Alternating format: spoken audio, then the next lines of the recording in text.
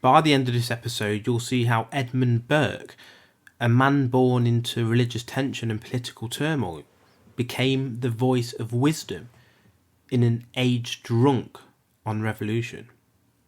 A philosopher who predicted the dangers of unchecked idealism and the slow corrosion of order decades before the world realised he was right. This episode is powered by Strong Coffee Company.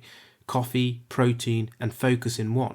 Fuel your mornings with purpose at strongcoffeecompany.com and use code Vancrux1 for 20% off.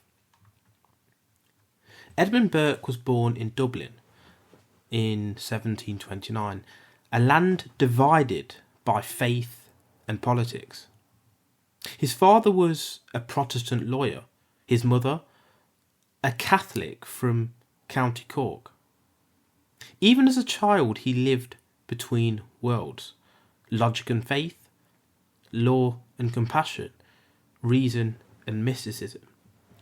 He attended a Quaker school in Ballator, an environment of pacifism and dialogue, and that early exposure to tolerance shaped the way he viewed human conflict. Burke never sought chaos, he sought understanding.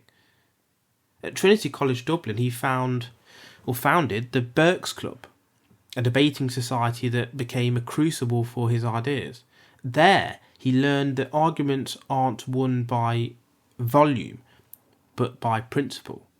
That the greatest persuasion comes not from emotion, but from conviction guided by constraint or restraint. After university, he moved to London, intending to study law, but his mind, restless and curious, soon turned to philosophy and writing. It was in those smoky London taverns and candlelit studies that he began to shape ideas that would outlive empires. Burke's first major work, A Vindication of Natural Society in 1756, was so convincing in its critique of government that many believed he'd become an anarchist. It was in truth satire, a warning that if reason alone replaced tradition, society would unravel into chaos. But irony has a cruel sense of humour. Many took him literally.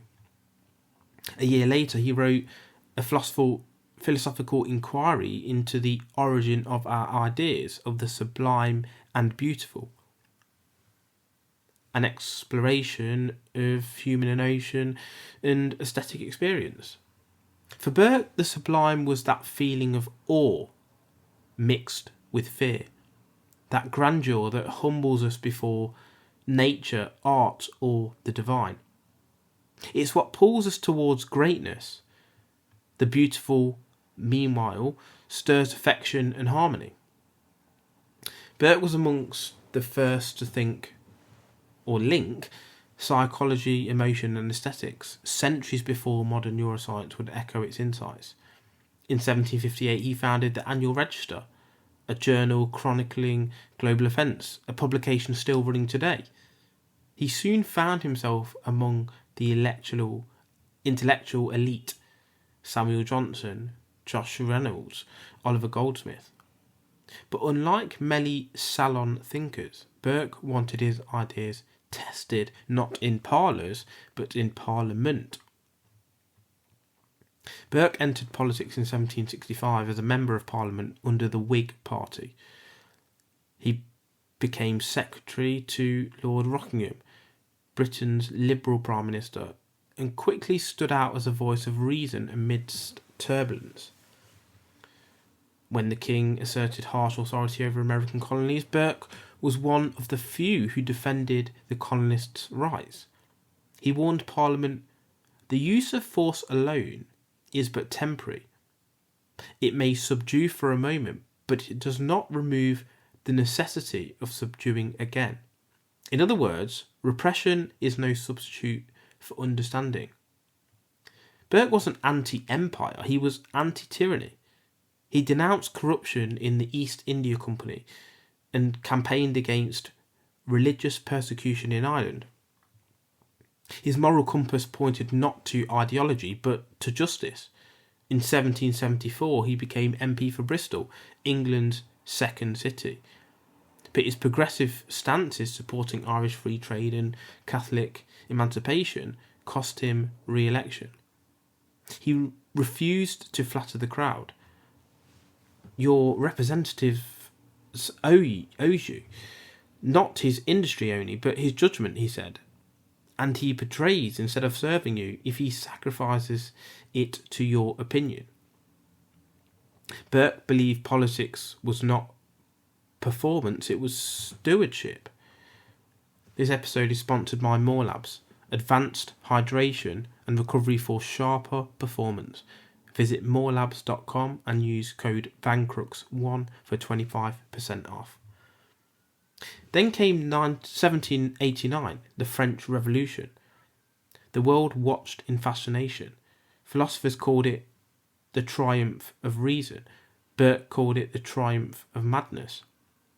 In Reflections of the Revolution in France, 1790, he warned that destroying tradition in the name of freedom would end in tyranny. Men are qualified for liberty, he wrote, in exact proportion to their disposition to put moral chains upon their appetites. He saw revolution not as progress, but as hubris. A society is not a blank page, he said, but a living organism, rich with inherited wisdom. To tear it down is to sever the roots of humanity itself. At first his peers mocked him. Thomas Jefferson, Thomas Paine, Charles Fox, once his allies, called him paranoid, deluded, a man out of time. But as the guillotine began its work and Paris drowned in blood, Burke's warnings became prophecy. Even George Washington and John Adams would later admit Burke had seen what they could not. In later years, Burke spearheaded the impeachment of Warren Hastings, governor of Bengal, for corruption and exploitation. His fiery speeches during the trial, lasting years, showed his relentless belief that power must answer to conscience. But tragedy shadowed his final days. His beloved son Richard died in 1794. The grief broke him. "The storm has gone over me," he wrote, "and I lie like one of those old oaks which the whirlwind had scattered." Though offered a title, Lord Beaconsfield, Burke declined. He accepted only a pension, choosing simplicity over vanity. He died in 1797 at his estate in Beaconsfield, his mind still sharp, his heart heavy, his words immortal. Burke's worldview was simple but profound. Change is necessary, but it must respect what came before. He believed the past carries encoded wisdom, the general bank and capital of nations and ages. Each generation, he said, is on a trustee of civilization. Destroying that inheritance is not progress, it's amnesia. He distrusted abstract topics and untested theories. A nation, he believed, is not an experiment. It's a living tradition that evolves slowly, guided by experience and faith. He wrote, "Society is indeed a contract between those who are living, those who are dead, and those who are born. In an age of noise, that quiet insight remains revolutionary." Burke straddled contradictions, conservative yet compassionate, religious yet rational, British yet Irish. He didn't fit neatly into ideology because his loyalty was to truth, not faction. In economics, he championed free markets, but cautioned that unrestrained greed would corrupt moral order.